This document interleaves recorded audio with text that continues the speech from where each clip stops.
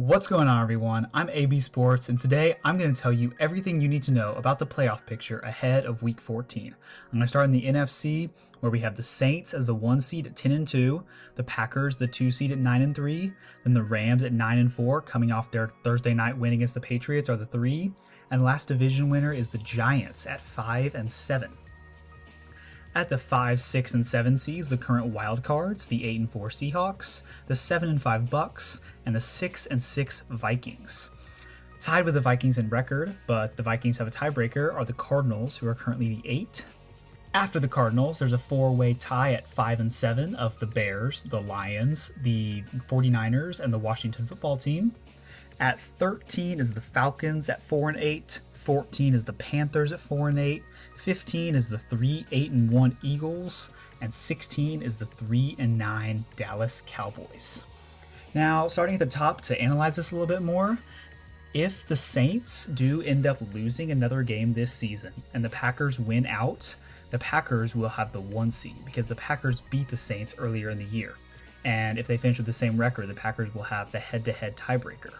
That will be big because only the 1 seed gets a bye. The 2 will have to play the 7 in the first round of the playoffs. And if the Saints had to play the Vikings in the first round of the playoffs, then, that's not good for the Saints, because the Vikings are the Saints' kryptonite once it gets to January. For the 3 seed, it is very likely it's either going to be the Rams or the Seahawks, whoever wins the NFC West. The Seahawks play the Jets this week, so there's a very strong chance that they will be up to 9-4 also, with 3 games left in the season. The Rams already beat the Seahawks once this year, and they'll still play each other yet another time this season.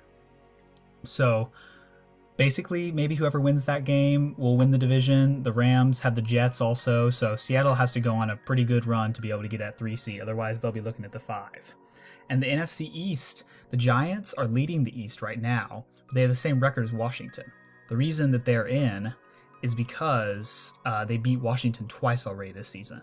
Now let's get to some wild card scenarios for this weekend. So the Bucks at 7-5, the current 6 seed, play the current 7 seed, the Vikings, who are 6-6. If the Vikings win that game, the Vikings and the Bucks will both be 7-6, and the Vikings will have the tiebreaker of head-to-head, obviously. And if the Cardinals win, they'll be 7-6. And based off of tiebreakers, Tampa will be sitting on the outside looking in with 3 weeks to go in the regular season.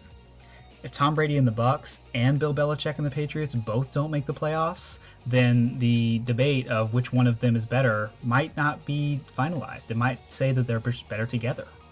Let's talk about the opposite trajectory of the Vikings and the Cardinals. The Cardinals were 5-2. And are now 6-6, and their only win in the last 5 games was the Hail Mary. The Vikings are 6-6 after starting 1-5. So these two teams are going in complete opposite directions, and Minnesota looks to have a leg up on Arizona for getting that last playoff spot based on the way they're playing right now. Then the 5-7 teams are technically only 1 game back, but Chicago and Detroit are really struggling this season. The Niners are so injury-riddled. They have a good team, but Garoppolo, Kittle, Nick Bosa, all those guys are out. Of all the 5-7 teams, Washington has the best chance to make it just because they've won 3 in a row. They beat Pittsburgh, and also because they're tied for the division lead somehow at 5-7. Atlanta and Carolina have a really small chance to make it. Philly, if Jalen Hurts is really good, they could win out and win the division. Only 2 games back, only a game and a half back on the Giants, and Dallas is just terrible. And now over to the AFC, where we have the 1 seed is the Steelers at 11-1, the 2 seed are the Chiefs at 11-1, 3 seed Bills at 9-3, and the 4 seed is the 8-4 Titans. Then at the wild cards, the 9-3 Browns, the 8-4 Dolphins, and the 8-4 Colts. So you can see the substantial difference in the records and how much better the AFC is this season than the NFC. The current 8 seed is the Raiders, and the current 9 seed is the Ravens, and they're both 7-5, so just 1 game back of the final wildcard spots. New England is 6-7, coming off of a big Thursday night loss to the Rams, where they lost 24-3 and didn't even look competitive. Then Denver and Houston are both 4-8, and the other 4 teams, the Chargers, Bengals, Jags, and Jets, have been officially eliminated mathematically from playoff contention in the AFC. There's no one in the NFC that's been officially eliminated yet. All right, let's get more into depth into this. The Steelers still have the tiebreaker over the Chiefs because the tiebreaker is conference record, and the Steelers lost to the Washington football team, who are in the NFC. The Chiefs lost to the Raiders. But the Steelers, I don't think they're as good as the Chiefs. I think that Kansas City is going to win out. I think Pittsburgh is going to lose at least 2 more games this year based on the way they're playing. So I think Kansas City will secure the bye. The Bills, the AFC East is actually interesting this year. They have a 1-game lead over Miami, and those 2 teams play in Week 17. So if Buffalo, say, loses to Pittsburgh, which is very possible, Miami keeps winning games, and these 2 teams have the same record, or even Miami stays 1 game behind the Bills going into Week 17, Dolphins can win and potentially win the division. The 4 seed is the Titans right now, but the AFC South is up for grabs. The Colts are also in the South at 8-4. The reason the Titans currently have the tiebreaker is because the Colts have a worse division record, as they lost to the Jags earlier in the season, which is really going to come back to bite them. And the wild card, Cleveland should be in. They're 9-3, and the way they're playing, the rest of their schedule is not that bad. They should be in the playoffs, which leaves 6 or so teams fighting for 4 spots. The Bills should make it, even if the Dolphins win the division. But if the Bills win the division, the Dolphins maybe have a little trouble making it. The Colts, Raiders, and Ravens will be battling with Miami for those last 2 spots. Baltimore has an easy schedule and needed that game against Dallas to really start hitting their stride.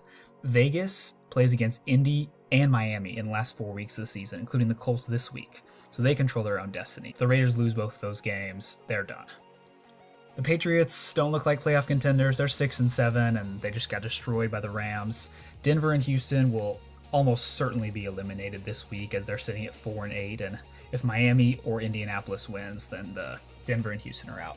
This week, the AFC playoff picture is going to change dramatically. Miami plays Kansas City.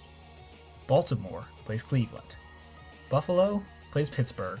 And Vegas plays Indy. If the Steelers lose and the Chiefs win, the Chiefs hop up. If the Bills lose and the Titans win, the Titans hop up. If Vegas beats the Colts, they hop into the playoffs over them. If Vegas beats the Colts and Baltimore wins, and Miami loses, Baltimore and Vegas will hop in. There's all sorts of scenarios that could happen. So this weekend should be fantastic football for the AFC to decide who out of this loaded conference will be in the postseason. Please like and subscribe if you enjoyed this video, and thanks for watching.